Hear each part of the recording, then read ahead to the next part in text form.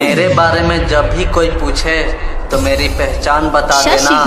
बाद में कोई पूछे कि वो पागल था कौन, तो छाती ठोक कर श्री राम का भक्त बता देना।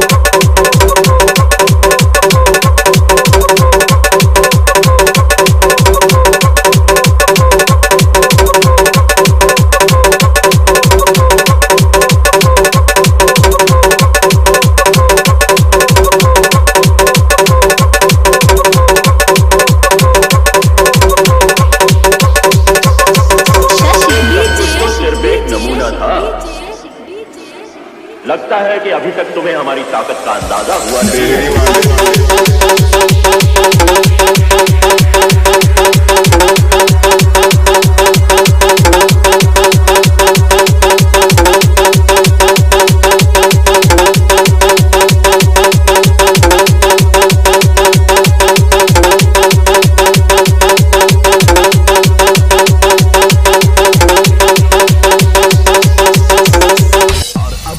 ढोलक बजाएंगे डेहरी वाले।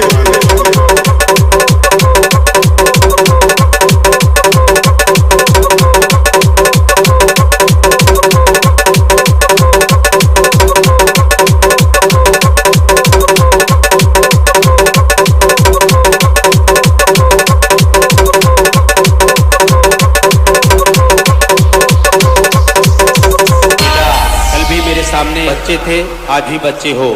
कंपटीशन बच्चों से किया करो, अपने बाप से।